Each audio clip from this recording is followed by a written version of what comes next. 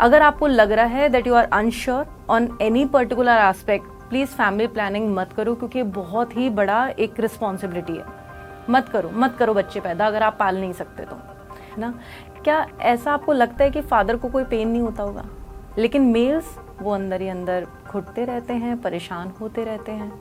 इसलिए कई बार ये जो कहते हैं ना कि मेल्स आर इनसेंसिटिव, ऐसा भी कहा जाता है। इसके पीछे रीज़न ये है कि उनको अपने इमोशंस को मैनेज करना नहीं आया। उनको ये नहीं बताया गया कि आप जब भी परेशान हो, कोई दिक्कत है, तो आप उस सारी चीज़ों को एक्चुअल में हैंडल कैसे करो। कि एक मर्द जितना अच्छा लगता है देखने में, वो उतना ही कॉन्फिडेंट होता है। लेकिन ये ज़रूरी नहीं है कि एक आदमी बहुत ज़्यादा गुड लुकिंग है तो उसका कॉन्फिडेंस लेवल बहुत ही ज़्यादा हाई होगा या वो एक बहुत ही अच्छा इंसान होगा। जो माँ है वो बीवी से ऊपर है भाई, ये बात बीवी को भी एक्सेप्ट करनी पड़ेगी, चाहे कोई कितना ही बोले। लेकिन ये सच्चाई है दैट मेन आर प्रोवाइडर्स। उनकी ही रिस्पॉन्सिबिलिटी है, घर को पूरी तरीके से प्रोवाइड करेंगे, एक अपनी पूरी फैमिली को वो शेल्टर देंगे, अपने पार्टनर को सेफ्टी सिक्योरिटी देंगे, उसकी चीज़ों का ध्यान रखेंगे। और एक अच्छा जो जेंटलमैन होता है ना, वो ऐसा ही होता है। खूबसूरती क्या होती है? खूबसूरती ना बहुत सारे लोगों को लगता है that outer appearance is the beauty. ऐसा बिल्कुल नहीं है, बिल्कुल नहीं है। आप 1 महीना भगवद गीता पढ़ना स्टार्ट कर दो और उसकी प्रीचिंग्स को फॉलो करना स्टार्ट कर दो, 1 महीने के बाद ही आपके फेस पे ऑटो मोड पे ना मासूमियत आ जाएगी। अच्छा। इतनी पावर है इन सब चीज़ों में, क्योंकि आपकी सोच चेंज हुई ना, सारी चीज़ें, थिंकिंग चेंज हुई। जो ये क्लब्स और ये सारी जगह जो हैं, वहाँ पे ना थोड़ा सा मुझे आई फील नेगेटिविटी। नमस्कार, अमरुजाला.com देख रहे हैं आप। मैं हूं आपके साथ पल्लवी और आज हमारे साथ बहुत बहुत बहुत खास मेहमान मौजूद हैं, बहुत खूबसूरत। और सबसे अच्छी बात ये है कि वो एक बेहतरीन इन्फ्लुएंसर हैं, आप इनको जानते होंगे, और ये इस वक्त सबसे ज़्यादा वायरल हैं, साक्षी भोगल। बहुत बहुत स्वागत है मैम आपका। Thank you so much. तो आज हम जो बात करने वाले हैं, यकीन मानिए ये बातें आपने इससे पहले कभी सुनी नहीं होंगी, इससे पहले कभी आपने उन बातों पे गौर नहीं किया होगा। लेकिन हाँ, ये बात आपके हर डे टू डे लाइफ में हर दिन होती होगी, आप इसे नोट करते होंगे, लेकिन समझ नहीं पाते होंगे कि इसका करना क्या है। तो चलिए आज इसी पॉडकास्ट में हम बताने की कोशिश करेंगे। साक्षी बताएंगी कि आप अपनी डे टू डे लाइफ में जिन चीज़ों को रोज़ नोट कर रहे हैं लेकिन लेट गो कर रहे हैं, उससे आप कैसे निजात पा सकते हैं। तो साक्षी, सबसे पहले तो आपका स्वागत है हमारे इस प्लेटफॉर्म पर। इससे पहले कि हम बातचीत शुरू करें, सबसे पहले मैं आपके बारे में जानना चाहती हूँ। आप सबसे ज़्यादा जो लोगों को बताती हैं, मैसेज देती हैं, रिलेशनशिप पे अवेयर करने की कोशिश करती हैं। आपने ये कैसे सोचा, क्यों सोचा कि मुझे अगर बात करनी है तो लोगों के रिलेशनशिप पे ही करनी है? बात ना एक्चुअल में रिलेशनशिप से रिलेटेड नहीं थी। मैं एक्चुअल में पर्सनालिटी ट्रांसफॉर्मेशन कोच हूँ and I specifically deal with main. तो बात यहाँ पे है कि चलो ठीक है, हम एंटायर पर्सनालिटी को चेंज कर रहे हैं, हम आउटर लुक चेंज कर रहे हैं, एटिकेट्स मैनर्स चेंज कर रहे हैं, स्टाइलिंग पार्ट चेंज कर रहे हैं, सारी चीज़ें चेंज कर रहे हैं, but what about the thought process? उसके ऊपर कौन काम करेगा? एक आदमी चाहे कितना ही गुड लुकिंग हो जाए, कितना ही सेंसिबल हो जाए, एकदम उसका क्लासी ड्रेसिंग हो जाए, सारी चीज़ें, बट ऐसा क्यों होता है जब वो मुंह खोलता है तो हमें उससे भागने का मन करता है। तो बात सारी यही आती है कि आप सोच कैसी रखते हो, आप एक्चुअल में आपका थॉट प्रोसेस कैसा है, सारी चीज़ें, ये सारी की सारी चीज़ें ना कहीं अगर आप देखो ना, तो पल्लवी हमारी अपब्रिंगिंग से रिलेटेड होती है कि जिस तरह की हमारी परवरिश हुई है बचपन से, तो वो सोच हमारी आज भी मौजूद होती है ना। अगर हमारी परवरिश बहुत अच्छी हुई है, हमारे पेरेंट्स ने हमें एक बहुत अच्छी एक मॉरल वैल्यूज़ के साथ हमें अगर बड़ा करा है, तो हमारा थॉट प्रोसेस बहुत अच्छा होगा, हम सारी चीज़ें अच्छे से मैनेज करेंगे, हमारा लाइफस्टाइल बहुत अच्छा होगा। लेकिन आजकल हम देखते हैं कि कितनी सारी चीज़ें जो हैं, जो आउटर सर्कमस्टांसेस, सिचुएशंस हमारे साथ इतने ज़्यादा हो जाते हैं, जिसकी वजह से बहुत सारे जो मेल्स हैं वो बहुत अलग टाइप के हो जाते हैं, बहुत एंगर इश्यूज आ जाते हैं उनको, ईगो बहुत ज़्यादा बढ़ जाता है, या फिर वो बहुत ज़्यादा स्ट्रेस और डिप्रेस्ड हो जाते हैं, कॉन्फिडेंस की कमी हो जाती है। हमारी सोसाइटी में बेसिकली ये कहा गया है कि ना मेल एक ना आइडल पर्सनालिटी की तरह है, मतलब ये लोग कभी रो नहीं सकते, झुक नहीं सकते, टूट नहीं सकते, है ना, इनको अलाउड नहीं होता अपनी फीलिंग्स को ज़्यादा एक्सप्रेस करना, इसलिए ना एकदम देखा सहमे से रहते हैं, है ना। कभी फादर को रोते हुए देखा है? मैंने देखा है, लेकिन बहुत रेयर होता होगा। हाँ बहुत बहुत रेयर, मतलब एक बार देखा है पूरी लाइफ में मैंने अपनी, है ना। लेकिन मदर को बहुत बार रोते हुए देखा। हाँ कई बार। है ना। क्या ऐसा आपको लगता है कि फादर को कोई पेन नहीं होता होगा? क्या होता तकलीफ है, नहीं बिल्कुल, होती? बहुत बहुत, शायद मदर से ज्यादा। मदर से ज्यादा, है ना। जबकि उन पे तो सारा का सारा जो फैमिली को चलाने का जो बोझ है वो भी उनके ऊपर ही है। एग्जैक्टली। लेकिन उनकी मन की एक्शन में कोई सुने क्यों, है ना। अच्छा, अब एक दूसरा एग्जांपल आप देखो, हार्ट अटैक्स जो हैं वो मेल्स को ज्यादा होते हैं इन कंपैरिजन ऑफ फीमेल्स। क्यों? क्योंकि फीमेल्स तो एकदम आउटबर्स्ट कर देती है अपनी फीलिंग्स को, रो के या चिल्ला के या किसी को बोल के। एग्जैक्टली। लेकिन मेल्स वो अंदर ही अंदर घुटते रहते हैं, परेशान होते रहते हैं। इसलिए कई बार ये जो कहते हैं ना कि मेल्स आर इनसेंसिटिव, ऐसा भी कहा जाता है। इसके पीछे रीजन ये है कि उनको अपने इमोशंस को मैनेज करना नहीं आया। उनको ये नहीं बताया गया कि आप जब भी परेशान हो, कोई दिक्कत है, तो आप उस सारी चीज़ों को एक्चुअल में हैंडल कैसे करो। तो ये सारे इश्यूज जो हैं वो मैं देखे सारी चीज़ों के अंदर, तो मुझे लगता है कि ना थोड़ा सा ना अगर आपके रिश्ते बहुत अच्छे से सुधर जाएं इनिशियल लेवल पे ही, तो आगे आपकी लाइफ कितनी ज़्यादा ब्यूटीफुल हो जाएगी। अच्छा, आप अक्सर मर्दों के इनर पार्ट की बात करती हैं, मतलब अंदरूनी जो वो सोच रहे हैं, जो कह रहे हैं। इसके साथ ही आप उनके आउटर पार्ट की भी बात करती हैं, मतलब उन्हें ड्रेस कैसा पहनना चाहिए, उन्हें कितना खूबसूरत लगना चाहिए, उसे कितना जेंटलमैन लगना चाहिए, उसे कितना डैशिंग लगना चाहिए। आप क्या सच में ये महसूस करती हूँ कि एक मर्द जितना अच्छा लगता है देखने में, वो उतना ही कॉन्फिडेंट होता है?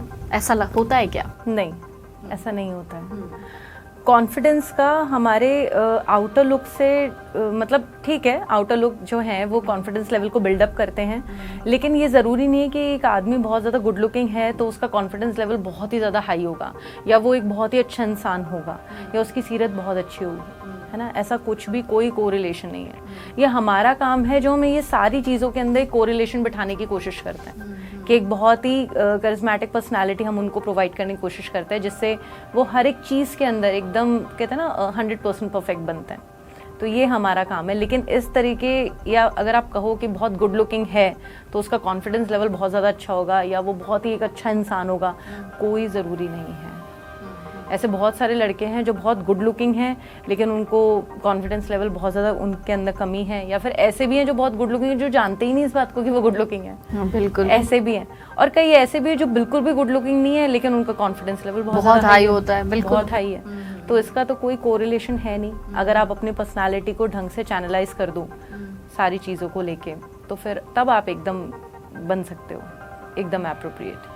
अच्छा, तो अब तक जो हमें देख रहे हैं उनमें कुछ बहुत सारी फीमेल्स भी होंगी, कहीं उन्हें ये ना लग जाए कि हम सिर्फ मर्दों पे बात करने के लिए आज बैठे हैं, तो ज़रा उनकी भी बातें कर लेते हैं। साक्षी, आज का जो जनरेशन है वो बहुत बदल रहा है। एक घर में अगर पति पत्नी है, दोनों वर्किंग हैं, महिलाएं भी वर्किंग हैं। अब उन केस में अगर वो मदर हैं, वर्किंग मदर, अब ऐसे में आजकल सबसे ज़्यादा जो कल्चर बदला है वो बदला है बच्चों की परवरिश का। नौकरी करना भी ज़रूरी है, घर चलाना भी ज़रूरी है। हाँ, हालांकि ये बहुत कम केसेस में होता है कि औरतें नौकरी कर रही हैं, या ये भी ज़्यादा ज़रूरी नहीं होता कि उस खर्च को उठाने के लिए औरत को नौकरी करनी पड़े।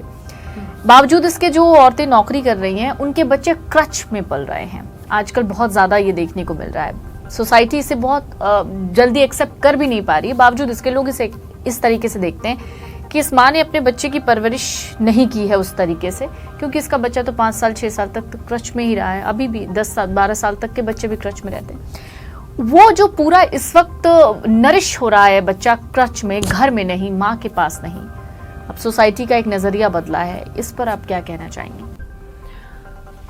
देखो क्या होता है कि ना, सबसे पहली बात मैं इसमें बोलूँगी कि एक जो फैमिली जो है, हस्बैंड वाइफ, एक तो इस चीज़ के लेके आप हमेशा प्रिपेयर हो जाओ कि अगर आप कोई फैमिली प्लानिंग कर रहे हो तो आपको वो फैमिली प्लानिंग तब ही करनी चाहिए जब आप मेंटली हर चीज़ की सिचुएशन को लेके आप 100% श्योर हो, चाहे फाइनेंशियली। एग्जैक्टली।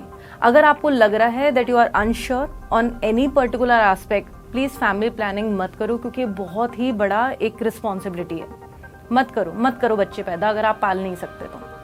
अगर आप पैदा कर रहे हो तो उसको पालने की रिस्पॉन्सिबिलिटी भी आपकी है। ये आपको एक्सेप्ट करना पड़ेगा। और मेजर रिस्पॉन्सिबिलिटी हस्बैंड और वाइफ की है। ऐसा नहीं है कि अकेली औरत की रिस्पॉन्सिबिलिटी होती है, ऐसा नहीं है, दोनों अपना अपना रोल प्ले करते हैं। इनफैक्ट इसके अंदर जो सबसे बड़ा सपोर्ट सिस्टम जो होता है, जो कहीं ना कहीं लोग इस चीज़ को इग्नोर कर देते हैं, वो होता है फैमिली का, स्पेसिफिकली दादा दादी और नाना नानी। हमारा जो आजकल जो सिनेरियो चल रहा है ना, न्यूक्लियर फैमिली का चल रहा है, लोग रहना नहीं चाहते, स्पेशली जो बहुएं जो हैं वो सास के साथ टिकना नहीं चाहती हैं।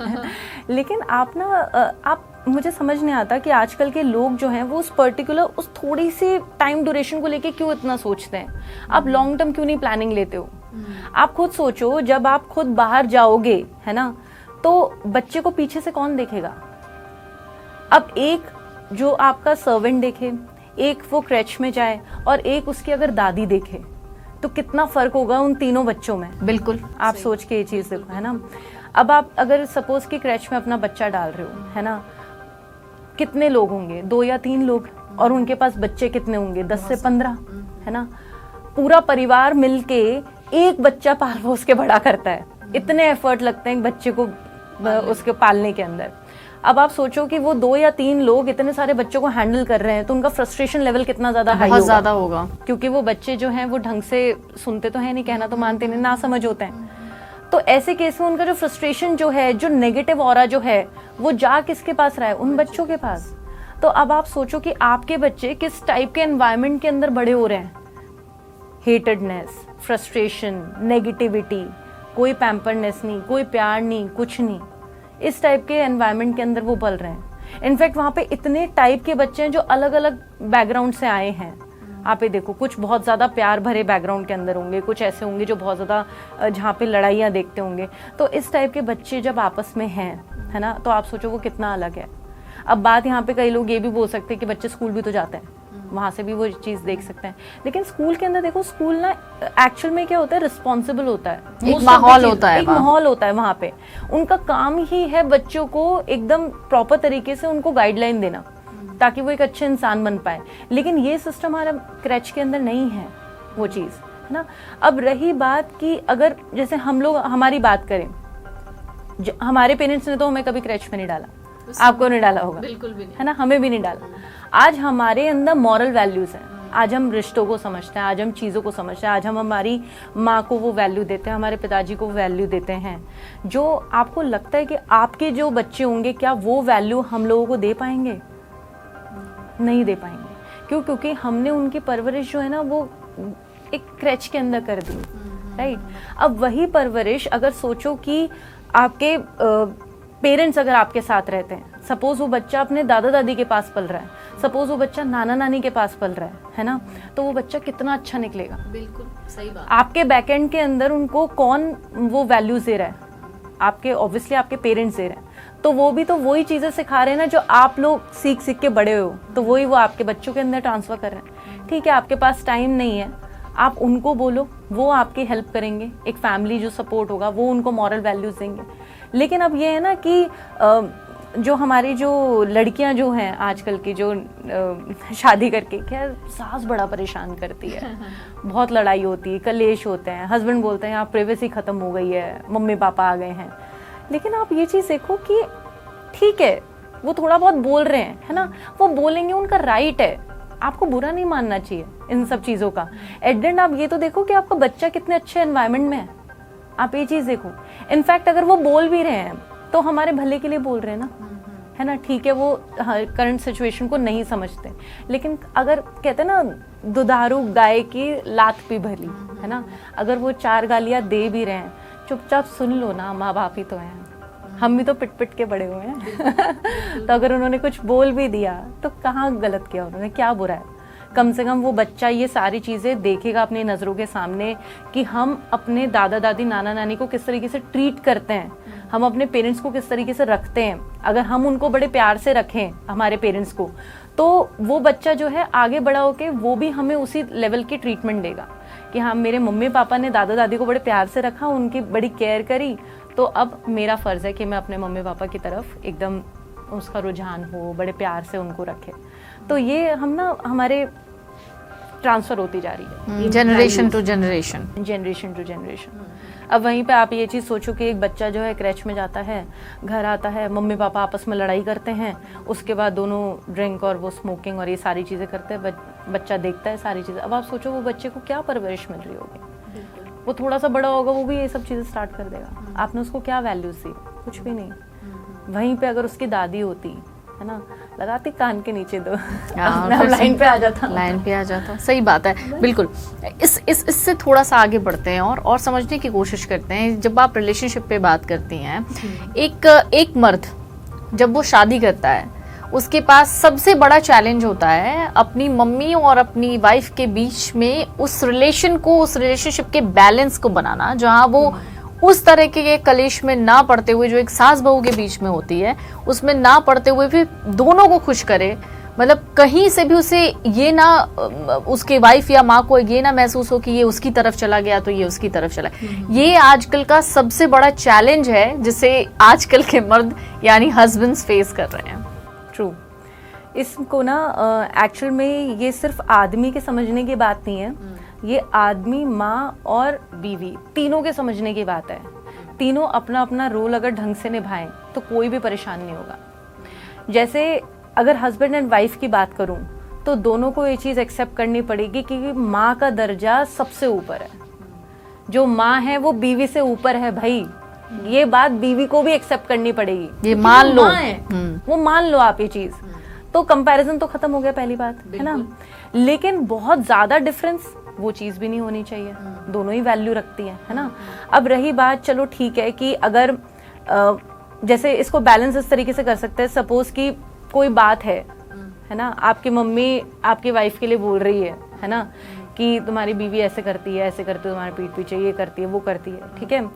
आप अपनी मम्मी के सामने अपनी वाइफ को मत डांटो, कुछ मत बोलो, बोलते हाँ मम्मी मैं बात करता हूँ, मैं देखता हूँ। आप अकेले में अपनी वाइफ से बात करो, उसमें भी डांटो मत, समझो भाई क्या हो गया, ऐसी क्या दिक्कत है, बैठो बात करो, समझाओ उनको, तो वो चीज़ें समझेंगे। लेकिन अगर आपको लग रहा है कि मम्मी बहुत ज़्यादा ही बार बार छोटी से छोटी चीज़ों के अंदर टोक रही है, तो आप अपनी मम्मी से भी बात करो, लेकिन आपस में एक दूसरे के सामने मत करो ये सारी चीज़ें। किसी को डांटना एक दूसरे के सामने, वो चीज़ बहुत ज़्यादा गलत है। पहली बात तो ये है ना। दूसरी बात ये कि कुछ ऐसी औरतें हैं ना आजकल की, शादी होते ही उनका जो फर्स्ट मोटिव होता है कि मैं तो अपने हस्बैंड को लेके दूसरे घर में जा रही हूँ। हाँ, ये मोटिव आजकल ज्यादा देखने को मिल रहा है, बहुत बहुत ज्यादा देखने को मिल रहा है कि हम तो भाई पेरेंट्स के साथ नहीं रह सकते, हम ना अलग ही रहेंगे। आप एक चीज बताओ, नॉर्मली है ना, अगर एक बच्चे को उसकी माँ से दूर कर दिया जाए, क्या दोनों में से कोई भी खुश रह पाएगा? बिल्कुल नहीं रह पाएगा ना। आप ये क्यों नहीं समझते कि कल को जाके आपने भी माँ बनना है ना। आप एक बच्चे को, है ना, ठीक है वो आपका पति है ना, लेकिन वो भी तो उसकी माँ है ना। माँ के लिए बच्चा कभी बड़ा होता ही नहीं है। आप उसको अपनी माँ से दूर कर रहे हो, आप ऐसा करके क्या आपको लग रहा है आप सही कर रहे हो? फिर औरत इतनी कॉन्फिडेंट होती है कि नहीं मैं तो उसको इतना प्यार करूंगी, इतना खुश रखूंगी, वो सही रहेगा, लेकिन वो कभी खुश नहीं रहता, पता है। अंदर से तो खुश नहीं रहता, बिल्कुल खुश नहीं रहता। वो हमेशा उसके मन में ये बात आएगी कि यार मेरी माँ ने मुझे बचपन से लेके आज तक बड़ा किया है, ये कल की ये लड़की मुझे मेरी माँ से दूर कर रही है ना। आपको क्या लग रहा है, आप इतना उसको जितना भी प्यार दे दोगे ना कहीं वो जाके फ्रस्ट्रेटेड रहेगा ही रहेगा वो आदमी, और वो फ्रस्ट्रेशन एट द एंड किस पे निकलेगी? आप पे। तो आपका जो हार्मोनियस रिलेशनशिप है वो तो बचा ही नहीं ना। बिल्कुल। तो बेटर ये है ना कि थोड़ा सा उसकी मम्मी के साथ भी आप एडजस्टमेंट कर लो, है ना। अब रही बात उसकी मम्मी, क्यों उसकी मम्मी, आपकी मम्मी क्यों नहीं?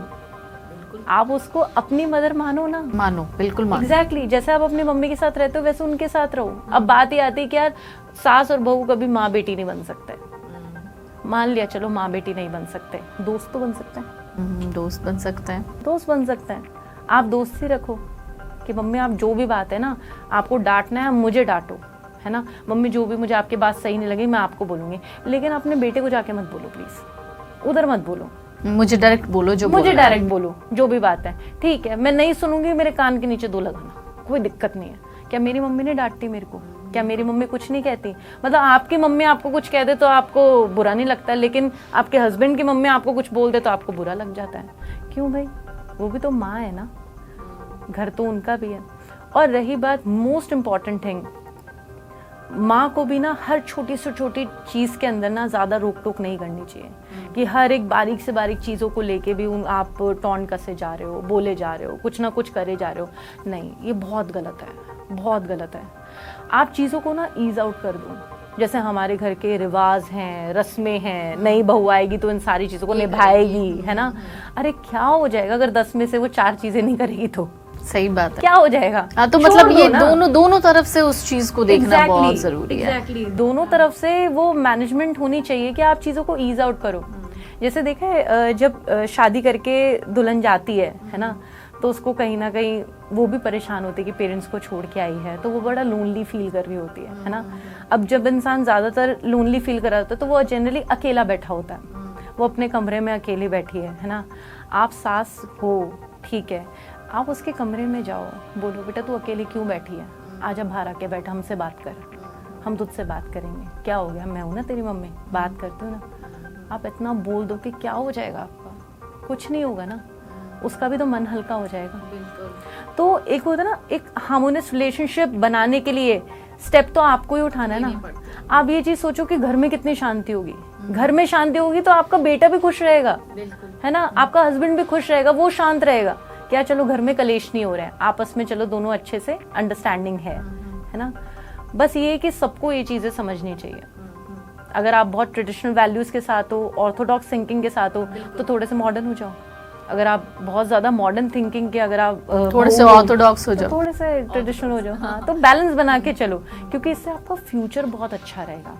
जब आगे फैमिली लाइफ बढ़ेगी, क्योंकि वो तो बढ़ेगी, है ना, तो वो बहुत अच्छी रहेगी। अच्छा, इसमें एक और चीज मैं कनेक्ट करना चाहती हूँ। आज की लाइफ में ज्यादातर देखने को मिल गया है कि अगर पति पत्नी के बीच निभती नहीं है तो वो आराम से एक दूसरे को नहीं छोड़ते, वो या तो एक दूसरे को तंग करते हैं, चाहे वो कोर्ट में घसीटने की बात हो या उसके ऊपर कोई लीगल एक्शन लेने की बात हो। मामला अगर एक वाइफ और एक हस्बैंड अलग होना चाहते हैं तो वो कोर्ट से ही अलग होंगे, लेकिन एक अच्छे नोट पे होना चाहिए। बावजूद इसके ये बिल्कुल उल्टा दिखता है आजकल की, एकदम अपनी भी इज्जत खराब कर ली, हस्बैंड की भी इज्जत खराब हो गई, परिवार की भी इज्जत खराब हो गई। अभी ये जो चल रहा है आजकल, उस पर आप क्या कहती हैं?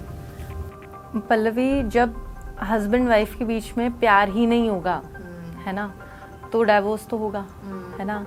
अब डाइवोर्स किसी भी ग्राउंड पे हो, किसी भी लेवल का हो, किसी भी तरीके से हो, उससे क्या फर्क पड़ रहा है। प्यार होता तो डाइवोर्स नहीं होता ना। नहीं होता। अगर आप एक दूसरे की रिस्पेक्ट करते, प्यार करते, तो आप इस सिचुएशन में कभी आते ही नहीं, है ना।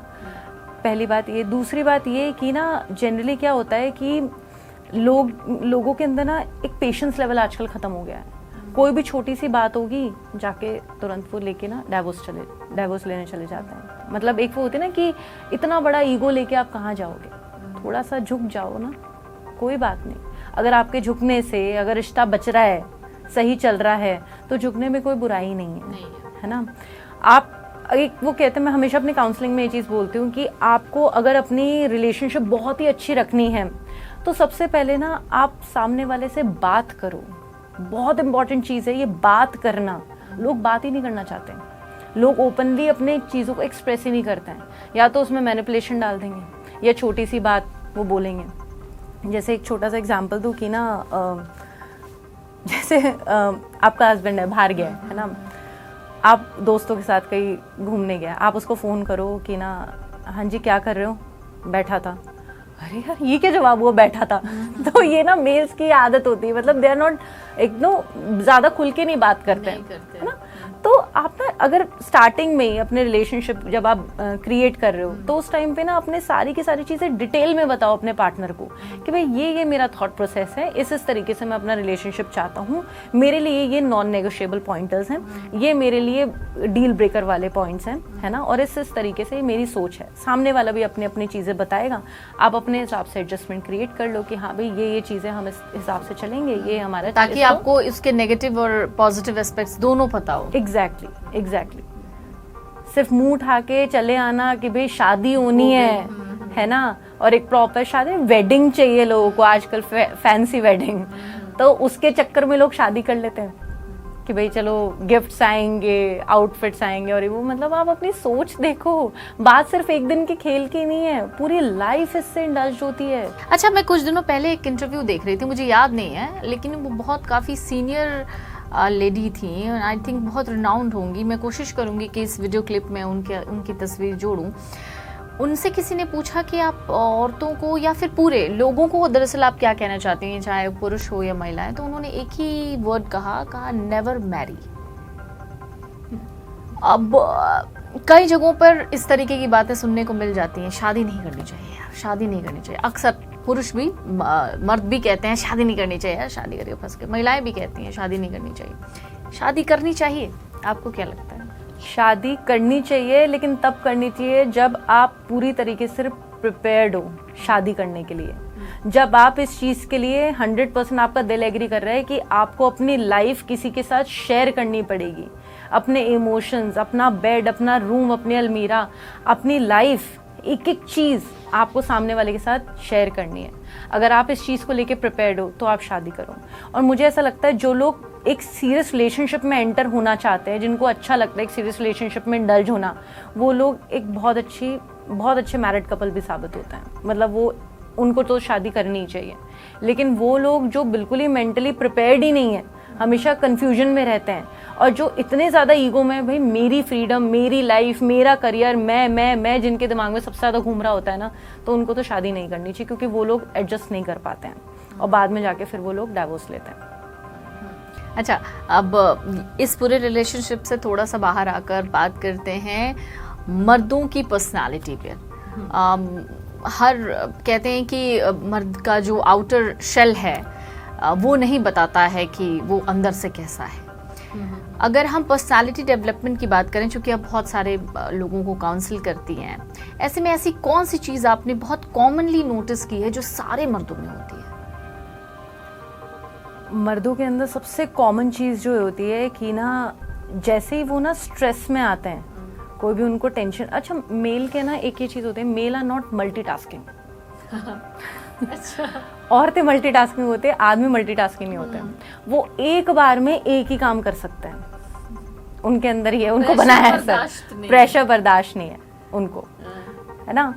तो उनका ना बेसिकली ये है कि जैसे आप उनको थोड़ा सा काम दो, जैसे सपोज कि आपने एक पर्टिकुलर थोड़ा सा उनको काम दिया कि भाई आपने ये काम करना है, वो उसको इतना एग्जैजरेट करके बताएंगे, पता है मैंने ये किया, मेरे इतने एफर्ट्स लगे उस काम को करने के लिए, मैं इतना थक। ये सारे आदमियों की आदत होती है, इतने से काम को, राई बराबर काम को बिल्कुल पहाड़ की तरह दिखाना, है ना।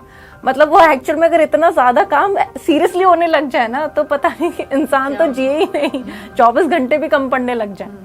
लेकिन बात है कि वो ना मल्टीटास्किंग नहीं है, एक उनके अंदर सबसे कॉमन चीज़ ये है। तो उनके साथ क्या होता है कि जब वो किसी स्ट्रेस में जाते हैं, या उनको जब कोई इशू होता है, या जब उनका मन दुखी होता है, तो वो ना एकदम साइलेंट मोड में चले जाते हैं। ये बहुत कॉमन चीज़ है मेल्स के अंदर। उनको लगता है कि ना, मैं अगर किसी को बोलूँ, अपनी प्रॉब्लम शेयर करूँ, है ना, पहली बात तो वो इस चीज़ को ईगो पे ले जाते हैं। उनको लगता है कि यार सामने वाला क्या सोचेगा, उसको कोई दूसरा आदमी जो है वो सोचेगा कि भाई मैं इतनी सी प्रॉब्लम सॉल्व कर पाया। वो ना हमेशा एक वो होता है ना, बिना बोले अपने ये फील करना कि भाई मेरा ऑलरेडी कंपटीशन चल रहा है दूसरे आदमियों के साथ, जबकि ऐसा कुछ नहीं है, कोई कंपटीशन नहीं चल रहा होता, लेकिन उनको ये लगता है। तो इस वजह से उनको ये लगता है कि मेरी प्रॉब्लम कोई और सॉल्व करे, उससे बेटर तो मैं ही सॉल्व कर लूँगा, ये है। तो वो जनरली क्या होता है कि ना एकदम साइलेंट मोड में चले जाते हैं, और फिर जब वो एकदम रिवाइव करते हैं उस सिचुएशन को, एकदम सोचते हैं कि हाँ भाई अब इसका ये सॉल्यूशन हो सकता है, तब जाके वो फिर आके नॉर्मलाइज होते हैं, तब वो बात करनी स्टार्ट करते हैं, तब वो चीज़ें अपनी एक्सप्रेस करते हैं। लेकिन तब तक उनको ये चीज़ नहीं समझ में आ रही होती कि तब तक उनकी वाइफ या उनके पार्टनर ने ना कलेश मचा दिया है, क्योंकि वो उनसे बार बार क्या हुआ, क्यों परेशान हो, क्या बात हो गई, बोलते क्यों नहीं हो, बताते क्यों नहीं हो। तो फीमेल को लगता है वो ना सेल्फ ब्लेम पे ले जाते, मैंने तो नहीं कुछ कर दिया, मेरी वजह से तुम परेशान हो रहे, क्या बात है क्या बात है। तो वो पूछ के ना फिर आदमी जो है ना एकदम फट पड़ना, वो चीज़ हो जाती है, फिर दोनों के बीच में लड़ाई हो जाती है। अच्छा, हमने कई बार, हम तो जानते हैं कि परफेक्ट वुमन कैसी होती है, हर लोगों ने, हर एक बड़े बुजुर्ग, दोस्त, सब ने यही बताया होता है शुरू से ही कि एक परफेक्ट वुमन कैसी होनी चाहिए या होती है। परफेक्ट मैन कैसा होता है, या कैसा होना चाहिए एक परफेक्ट मैन को? परफेक्ट मैन ऐसा होना चाहिए जो ना सबसे पहले औरतों को रिस्पेक्ट दे, जो भी औरत है उसकी जिंदगी में, जो भी है, आप जैसी भी है, जो भी है ना, आप उसको रिस्पेक्ट दो, बहुत ज़्यादा रिस्पेक्ट दो, सर माथे पे बिठा के रखो। आप तो बल्कि आपकी लाइफ में कोई लड़की आए, अगर आपकी लाइफ में कोई पार्टनर आए, तो आप तो बल्कि ये सोचो कि अगर आपकी बेटी है और उसके साथ अगर किसी ने कुछ बुरा करा तो आपको बुरा लगेगा ना, है ना। तो ये तो सोचो कि वो भी तो किसी की बेटी है ना। अगर आप इस चीज़ को ये समझ जाओ कि वो भी किसी की बेटी है ना, तो आप अपने आप ही उसके साथ ना बुरा करना बंद कर दोगे, उसको परेशान करना बंद कर दोगे, है ना। क्योंकि क्या पता फ्यूचर में जाके आपकी सच में बेटी हो जाए, है ना। तो पहली चीज़ कि आप ना जो फीमेल्स को ना बहुत अच्छे से रिस्पेक्ट दो, पहली चीज़। दूसरी चीज़, आप ना अपना जो सोच है वो ना ब्रॉड माइंडेड रखो।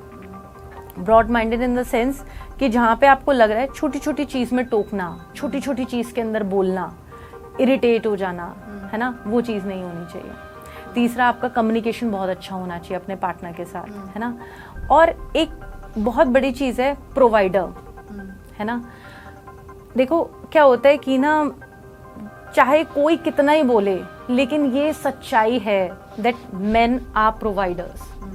उनकी ही रिस्पॉन्सिबिलिटी है घर पूरी तरीके से प्रोवाइड करेंगे, एक अपनी पूरी फैमिली को वो शेल्टर देंगे, अपने पार्टनर को सेफ्टी सिक्योरिटी देंगे, उसकी चीज़ों का ध्यान रखेंगे। और एक अच्छा जो जेंटलमैन होता है ना, वो ऐसा ही होता है कि वो उसको प्रोटेक्शन दे। अब वो प्रोटेक्शन कैसे भी हो सकती है, उसकी सेफ्टी, या तो वो फाइनेंशियल नीड्स उसकी पूरी करे, या उससे बात करके उसकी इमोशनल नीड पूरी करे, कैसे भी करे, लेकिन है तो वो प्रोवाइडर ही ना, है ना। और एक अच्छा प्रोवाइडर बनने में क्या दिक्कत है? अगर एक औरत को ये सारी चीज़ें अगर मिल जाए एक आदमी में, है ना, तो वो औरत हमेशा आपसे प्यार ही करेगी, ऑब्वियस सी बात है ना। अगर आप अपनी जिम्मेदारियों को अच्छे से उठाते हो, है ना, आप मेहनत करते हो, आपके लिए आपकी फैमिली इंपॉर्टेंट है, आप उनसे बात करते हो ना, तो वो खुश रहेगी। बिल्कुल। और इसे इस तरीके से नहीं देखा जाना चाहिए कि एक्सट्रीम नीड, कि आज तुम 1 लाख ला रहे हो तो कल 4 लाख लेके आओ, वो भी सही नहीं है। लेकिन बहुत अच्छी बात आपने कही साक्षी। लेकिन एक आखिरी सवाल मेरा आपसे, खूबसूरती क्या होती है? ओके, खूबसूरती ना बहुत सारे लोगों को लगता है that outer appearance is the beauty. ऐसा बिल्कुल नहीं है, बिल्कुल नहीं है। आउटर अपीयरेंस मैटर करता है अनडाउटेडली। ऑब्वियसली अगर कोई बहुत ही खूबसूरत औरत है, वो ये ऐसे ही बिस्तर से उठ के अगर कहीं चली जाएगी तो ऑब्वियसली वो अच्छी नहीं लगेगी, है ना। तो आउटर अपीयरेंस तो मैटर करता है, लेकिन अगर हम दिल से बहुत अच्छे होते हैं, अगर हम स्पिरिचुअल होते हैं, हमारी फीलिंग्स बहुत अच्छी होती हैं, है ना, तो वो जो ब्यूटी होती है ना, वो हमारे फेस से दिखती है। कभी आपने देखा कुछ ऐसे लोग होते हैं जो ना शक्ल से बहुत कनिंग होते हैं, है ना, बहुत चालाक दिखते हैं, तो वो एक्चुअल में अंदर से भी वैसे ही होते हैं। क्योंकि हम जैसा सोच रखते हैं, हम जैसी भावनाएं रखते हैं, वो चेहरे पे आ जाता है, वो हमारे चेहरे पे आती है, वो हमारे फेस से दिखती है ना। अब जैसे नॉर्मल सी चीज़ है, जैसे सपोज कि आप अभी इस तरीके से देख रहे हो, ठीक है, आप 1 महीना भगवत गीता पढ़ना स्टार्ट कर दो और उसकी प्रीचिंग्स को फॉलो करना स्टार्ट कर दो। 1 महीने के बाद ही आपके फेस पे ऑटो मोड पे ना मासूमियत आ जाएगी। अच्छा। इतनी पावर है इन सब चीज़ों में, क्योंकि आपकी सोच चेंज हुई ना, सारी चीज़ें, थिंकिंग चेंज हो। आज जैसे मुझे बहुत सारे लोग ये चीज़ बोलते हैं कि आप अच्छे दिखते हो, मुझे बहुत सारे लोग ये कमेंट करते हैं, मैम आप मेकअप मत किया करो। मेकअप तो करना पड़ेगा, एग्जैक्टली। लेकिन वो है ना, जो बेसिकली जो इनोसेंस जो है वो अंदर से, आपकी सोच अच्छी है तो वो आपके चेहरे पे झलकेगी। आज जो मतलब जो मेरे साथ जुड़े हुए हैं जो लोग हैं, वो बोलते हैं कि यार, जो मुझे रियल में देखते हैं, वो बोलते हैं यार ये अच्छी दिखती है, स्वीट दिखती है, क्यूट दिखती है, इससे बात करने का मन करता है, एक अट्रैक्शन सी फील होती है। क्यों? क्योंकि मैं अपने आप को हील करती रहती हूँ। अगर आप अपने आप को हील करते रहो, अगर आप अपनी सोच को अच्छा रखो, पॉजिटिव आउटलुक आप रखो, तो लोग आपसे अट्रैक्ट होंगे ही होंगे। तो आपकी जो ब्यूटी हो गई, वो आउटर के साथ साथ आपकी इनर चीज़ बहुत ज़्यादा मैटर करती है। वहीं पे आप ये देखो कि ये जो रेपिस्ट हैं, ये जितने जो लोग हैं जो गलत काम कर रहे हैं, है ना, जो जेल के अंदर जो हैं कैदी और ये सारे, इनकी शक्लें देखो, आप देख के डर लगता है। सही कहा आपने, क्योंकि उनकी सीरत वैसी हो चुकी है, तो वो चेहरे पे आ जाती है, वो चेहरे पे आती है। बॉडी लैंग्वेज इतना इम्पॉर्टेंट रोल प्ले करता है कि आप इंसान के बारे में उसको एंटायरली रीड कर सकते हो उसके बिना मुंह खोले। इतनी पावर है इसमें। और मैं लोगों को ये चीज़ समझाने की सिखाने की कोशिश करती हूँ कि आप अपनी बॉडी लैंग्वेज से किस तरीके से लोगों को अट्रैक्ट कर सकते हो, आप कैसे अपना एक पॉजिटिव आउटलुक रख सकते हो, क्योंकि वो चीज़ें दिखती हैं फेस पे। बिल्कुल, ये बहुत सही कहा आपने कि आप जैसे भीतर से होते हो वैसे ही बाहर से लगते हो। तो खूबसूरत अंदर से होना ज़रूरी है, बाहर के लिए तो मेकअप बना ही है। नहीं, बाहर से भी होना बहुत ज़्यादा ज़रूरी है, बाहर से भी बहुत ज़्यादा इम्पोर्टेंट है। दोनों चीज़ों का वो है, मिक्स एंड मैच है। अब जैसे छोटे बच्चे हैं, आप कोई भी बच्चा उठा के देख लो, मजाले कोई बच्चा बदसूरत दिखेगा। सही बात, सब एक जैसे प्यारे से सुंदर से लगते हैं, क्योंकि उनके अंदर कोई वो नहीं होती, कोई भावना नहीं तब तक पैदा होती है। मासूम होते हैं ना, तो वो मासूमियत दिखती है ना। तो वो मासूमियत, अब जैसे अमीषा पटेल जब यंग उस टाइम पे कितना इनोसेंट फेस था उनका, मनीषा कोइराला जब यंग टाइम में कितना इनोसेंट फेस था। तो वो ब्यूटी जो है उनकी इनर ब्यूटी है, जो उनके फेस पे वो चीज़ झलकती थी, है ना। तो बस आप इतने प्यारे दिखते हो, इतना इनोसेंट आपका फेस है, वो कनिंगनेस है नहीं कहीं पे भी, है ना। तो बस ये है कि हम अगर अपनी फीलिंग्स को अगर अच्छे सही डायरेक्शन दें, सही रूट दें, तो वो स्वीटनेस जो है हमारे फेस पे दिखने लगेगी। अच्छा, एक आखिरी सवाल आपसे, क्योंकि पर्सनालिटी डेवलपमेंट की जहाँ तक बात होती है, आप कई लोगों को काउंसिल करती हैं, कई लोगों को आपने ज़ीरो से हीरो बनाया है, कोशिश करती हैं कि वो जब किसी के साथ उठे बैठें तो ऐसे दिखें कि एक जेंटलमैन हो। लड़कियों को भी आप काउंसिल करती रहती हैं, लेकिन एक जो बेसिक सवाल है वो ये, आजकल जिस तरीके से जनरेशन बदल रही है उसमें अंग्रेजी इंग्लिश का बहुत ज़्यादा इम्पोर्टेंस हो चुका है। आप चूंकि खुद ट्रेनिंग देती हैं, तो क्या आप भी इस पे फोकस करती हैं कि हर एक लड़के हर एक लड़की को इंग्लिश आनी चाहिए, बिना इंग्लिश के वो उनकी जो ग्रूमिंग है वो नहीं हो पाएगी? नहीं, ऐसा कुछ नहीं है। इंग्लिश का इस चीज़ से कोई लेना देना नहीं है। आपको इंग्लिश आनी चाहिए, वो आपके कॉर्पोरेट में, आपके जॉब के अंदर, करियर में हेल्प आउट करेगी, लेकिन ओवरऑल जो है बाकी सब चीज़ों में इतना कोई बहुत खास रोल प्ले नहीं करेगी। आप एक चीज़ बताओ, अगर आपकी सोच घटिया है, फिर आप कितनी अच्छी इंग्लिश बोलते हो, क्या स्टिल आप लोगों को ट्रैक कर पाओगे अपनी तरफ? नहीं कर पाओगे, है ना। वहीं पे एक इंसान है जो कि हिंदी में बात करता है ना, लेकिन वो बहुत ही पॉजिटिव इंसान है ना, तो लोग उसकी तरफ अट्रैक्ट होंगे ना। बिल्कुल सही कहा आपने। एग्जैक्टली। तो बस यही चीज़ है कि ना, उसका इंग्लिश से कुछ भी लेना देना नहीं है, राइट। हमारी सोच से लेना देना है। लेकिन अगर आप ऑब्वियसली आप कॉम्पिटिटिव वर्ल्ड के अंदर जी रहे हो, आपको आगे अपनी नेटवर्किंग स्ट्रॉन्ग करनी है, तो आपको एक वो होता है ना कि द वे यू टॉक, वो आपका बहुत मैटर करता है। तो वहाँ पे एक इंग्लिश जो है वो एक इम्पॉर्टेंट मेजर रोल प्ले करती है कि आपको वो चीज़ आनी चाहिए, एटलीस्ट इतनी तो आनी चाहिए कि आप किसी से इंटरेक्ट कर लो। मैं ये नहीं कह रही कि आपको डिक्शनरी पूरी खा जानी है बट इतना कि आप लोगों से इंटरेक्ट कर लो और कोई भी उस फ्लॉ को ना पकड़ पाए, वो इतना तो आना चाहिए। तो इतना तो हम लोग सिखाते हैं। आपसे एक पर्सनल सवाल, एक नहीं 2-4 पर्सनल सवाल हैं। आउटफिट आपको कौन सा सबसे ज़्यादा पसंद है, क्योंकि आप अक्सर साड़ी में नज़र आती, तो सबसे फेवरेट आउटफिट आपका क्या है? सबसे फेवरेट आउटफिट, मुझे सूट्स बहुत पसंद है। अच्छा, है ना, और साड़ी बहुत पसंद है, क्योंकि मतलब मैंने ये चीज़ देखी है, जब मैं ये पहनती हूँ तो ज़्यादा सुंदर लगती हैं आप। हाँ, जिनकी नज़रों में मैं चाहती हूँ मैं सुंदर लगूँ, उनको मैं बहुत सुंदर लगती हूँ। भी आप सुंदर लगती हैं। Thank you. कलर कौन सा पसंद है आपको? कलर मुझे ब्लैक बहुत ज़्यादा पसंद है, और सबसे फेवरेट मेरा है डार्क ग्रीन। डार्क ग्रीन मुझे बहुत पसंद है। जगह कौन सी पसंद है आपको जहाँ आप हमेशा घूमने जाना चाहेंगे, जहाँ बार बार घूमने जाना चाहेंगे तो भी आप बोर नहीं होंगी? वेनिस जाना चाहती हूँ, बट मैं अभी तक गई नहीं हूँ। दुबई मुझे बहुत पसंद है, और वैसे मुझे ना मतलब एक उदयपुर बहुत अच्छा लगता है। उदयपुर मुझे बहुत बहुत अच्छा लगता है। एक पीसफुल, मुझे मतलब पीसफुल लगता है। बेसिकली क्या है कि ना, मेरा जो नेचर बिहेवियर है, मुझे ना शांत जगह बहुत पसंद है। मुझे बहुत ब्यूटीफुल सीनरी होनी चाहिए। अच्छा। बहुत ब्यूटीफुल रूम होना चाहिए। जैसे आई एम हाईली चूजी कि मेरा रूम कैसा हो जब मैं ट्रैवल करती हूँ, तो मैं इस चीज़ को लेके बड़ा स्पेसिफिक रहती हूँ कि मेरे रूम के अंदर कोई भी ना कमी नहीं होनी चाहिए। बाकी सब चीज़ें एडजस्ट हो जाएंगी, लेकिन रूम एकदम परफेक्ट होना चाहिए। तो मुझे ना अपने आसपास खूबसूरती देखने का शौक़ है। और बाकी रही बात क्लबिंग और इन सब चीज़ों की, मुझे ये फालतू का शोर बिल्कुल पसंद नहीं है। मुझे ऐसी जगहों पे जाना भी इनफैक्ट पसंद नहीं है। अच्छा। क्योंकि मैंने जितना नोटिस किया है, बीइंग अ हीलर, बीइंग ये सारी शांत चीज़ें, जगह आपको पसंद है? जो ये क्लब्स और ये सारी जगह जो हैं वहाँ पे ना थोड़ा सा मुझे I feel negativity, just because कि जो लोग जो वहाँ पे जो आ रहे हैं, जो यंग जनरेशन जो है, उनके अंदर वैल्यूज़ बहुत कम हो गए हैं। तो माइट भी मुझे वो इतना बहुत ज़्यादा एक वो होता है ना सुकून सा, मुझे वहाँ पे वो नहीं महसूस होता। रैदर देन मैं प्रेफर करती हूँ किसी 5 स्टार के अंदर एक कैंडल लाइट डिनर और ये सारी सब चीज़ें, ये मुझे जो एलिगेंस और क्लास जो है वो मुझे सबसे ज़्यादा अट्रैक्ट करता है, रैदर देन शोर। ये सब चीज़ें नहीं। खाने में क्या पसंद है आपको? चिकन करी बहुत ज़्यादा पसंद है, बहुत ज़्यादा।